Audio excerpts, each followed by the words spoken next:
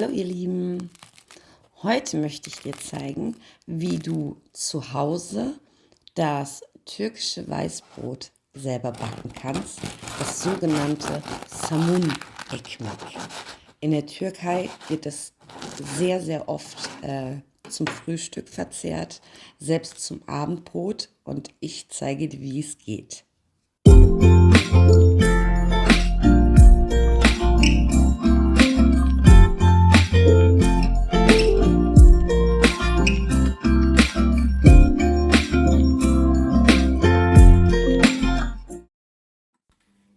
Im ersten Schritt wird natürlich der Teig vorbereitet. Dafür benötigst du Wasser, Hefe und Zucker. Und das wird dann gut gemischt in der Teigmaschine, bis sich alles so einigermaßen vermischt hat. Dann kommt das Mehl hinzu. Da ist es ganz wichtig, dass du 550er Mehl benutzt, nicht 405er, ansonsten bekommst du nicht das Ergebnis. Das wird dann gut durchgeknetet, ein paar Minuten. Dann kommt noch Salz hinzu. Und ganz am Ende kommt Butter hinzu. Normalerweise wird das Brot nicht mit Butter gebacken, aber ich habe ein wenig rumexperimentiert und habe ein noch viel, viel besseres Ergebnis bekommen. Deswegen am Ende Butter. Das macht das Brot noch mal ein bisschen weicher. Dann nach ca. 15 Minuten schaut der Teig so aus. So muss er ausschauen. Dann brauchst du eine große Schale. Die wird schön eingeölt.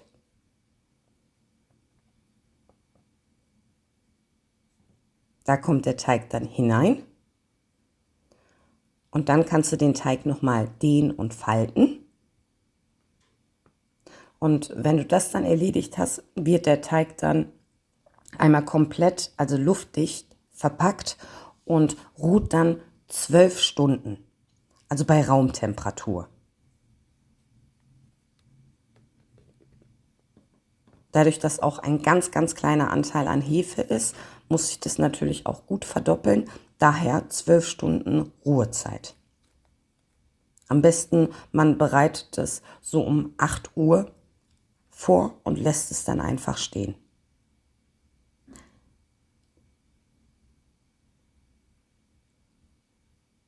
Nach 12 Stunden sieht der Teig dann ungefähr so aus. Das Ganze wird dann auf die Arbeitsfläche gestürzt. Also natürlich wird die Arbeitsfläche gut bemehlt.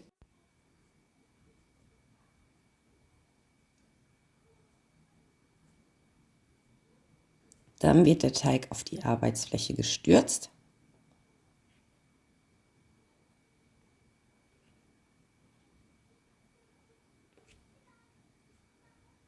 Und das Ganze wird dann nochmal einmal so zusammengefalten.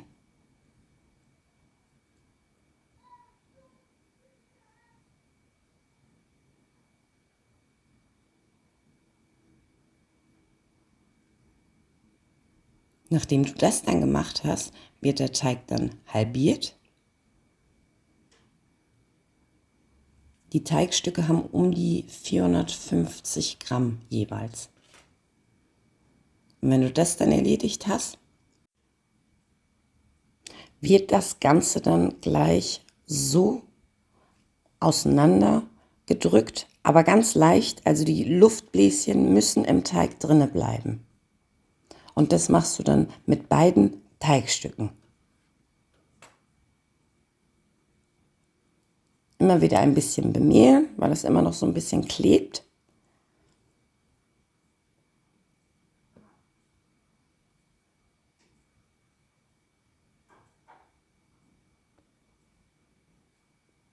Dann wird das Ganze nochmal, also einmal gefalten auf die Art und Weise, so dass jeweils eine Kugel entsteht.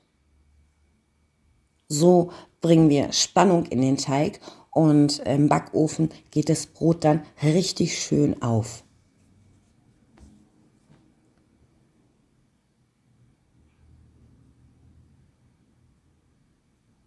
Und das machst du dann mit beiden Teigstücken.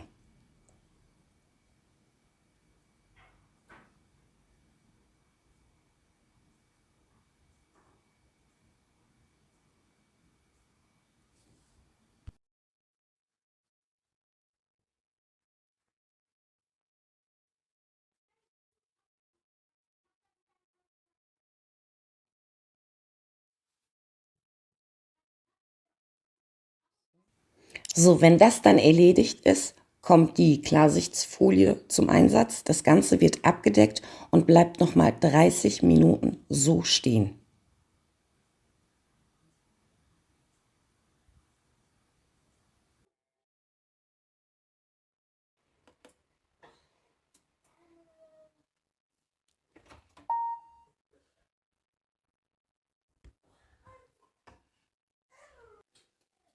Wir brauchen im Backofen einen Pizzastahl. Um Dampf zu erzeugen, brauchen wir eine kleine Schüssel, entweder mit Lavastein oder normalen Stein. Die kommt dann nach unten und das Ganze wird jetzt 1 Stunde vorgeheizt. Bei 220 Grad Ober- und Unterhitze.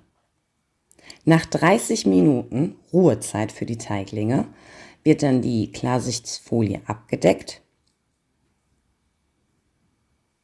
Also ich meine abgenommen. Ganz vorsichtig, das klebt noch ein bisschen. Alle Mengenangaben schreibe ich dir wie immer unten in die Beschreibung.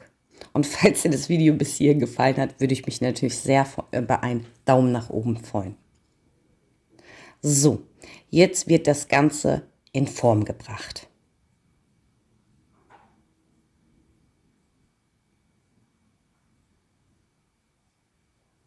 Man sieht, sie sind auch richtig schön aufgegangen, die Bläschen. Da ist es jetzt wichtig, leicht drauf zu drücken, da auch wirklich drauf zu achten, dass die Luft im Teig bleibt. Ganz leicht auseinanderdrücken, dass so ungefähr so eine runde Form entsteht.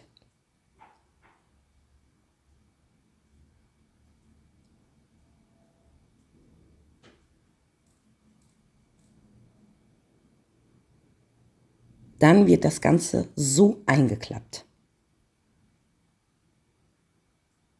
Und immer wieder leicht in den Teig drücken, immer wieder an der Haut ziehen und das dann so rumdrehen.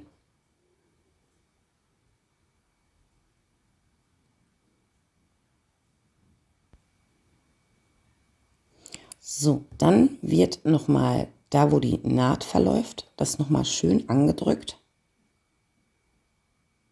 Und dann könnt ihr das Ganze so am Ende ausrollen. So bekommt ihr diese perfekte Form für das Brot.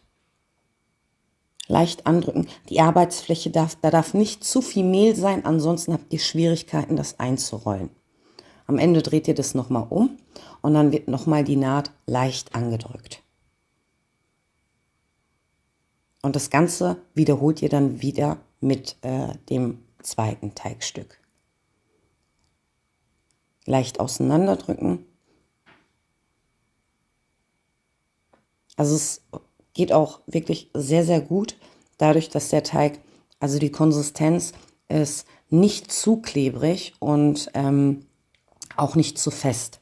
Also da hat man überhaupt keine Probleme, den einfach mit leichtem Druck so in eine runde Form zu bekommen. So, dann kommt das Formen wieder, genau auf die Art. Immer wieder an der Haut runterziehen.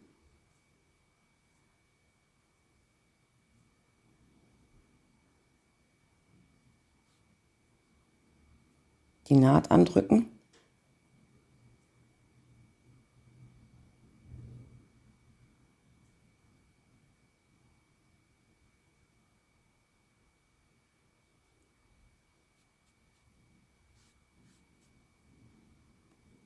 Und am Ende ausrollen. Also nicht in der Mitte ausrollen, nur am Ende und das dann leicht drehen. Die Naht schön eindrücken.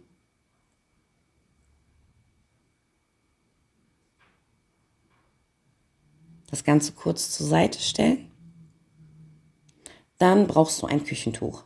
Das legst du dir dann so ungefähr hin. Das Ganze wird dann ein wenig bemehlt.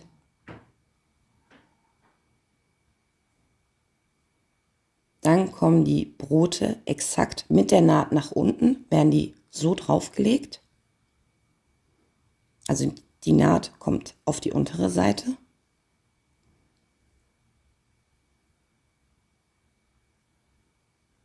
Das Tuch wird so rangezogen, dass die Brote sich nicht berühren.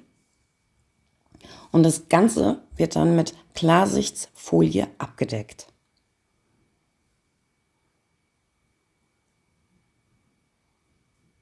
Man könnte es auch einfach nur im Küchentuch lassen, aber dann würde der Teig antrocknen und das führt dann nicht zu einem guten Ergebnis. Daher also Klarsichtfolie.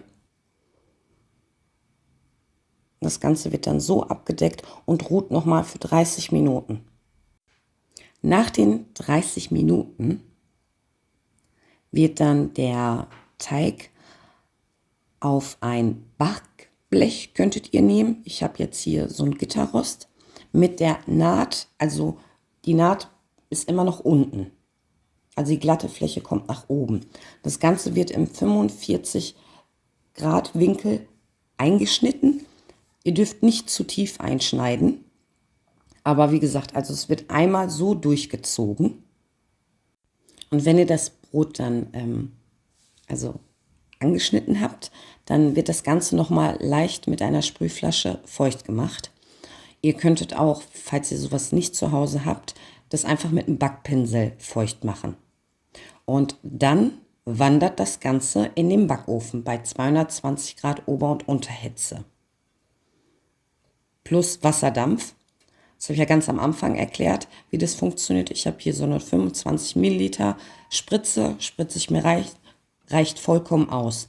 Das Ganze bleibt ungefähr also bei mir hat es um die 22 Minuten gedauert, aber manchmal dauert es auch 25. Deswegen 20 bis 25 Minuten wird das Ganze gebacken. Ich habe übrigens vor kurzem ein Rezept auch ausgetestet auf YouTube, wo man dann, also wo der Teig dann keine 12 Stunden gehen tut, wie in dem Video. Das Ergebnis war auch okay, aber ich fand das Ergebnis noch viel, viel besser. Deswegen habe ich es nochmal gebacken und das folgt dann demnächst. So schaut übrigens das Ergebnis aus. Das Brot ist äußerlich unglaublich knusprig und innen ist es sehr, sehr weich. Ich habe es auch heiß angeschnitten. Normalerweise macht man das ja nicht bei Broten, also lässt sie auskühlen. Aber das gehört zu den wenigen Rezepten, die man wirklich frisch aus dem Backofen, kann man das Ganze belegen, essen. Und es ist unglaublich gut geworden. Wirklich, es lohnt sich definitiv, dieses Brot nachzubacken. Und falls dir das Video gefallen hat, dann lass mir einen Daumen da. Und falls du neu auf meinem Kanal bist, dann noch ein Abo und bis zum nächsten Mal.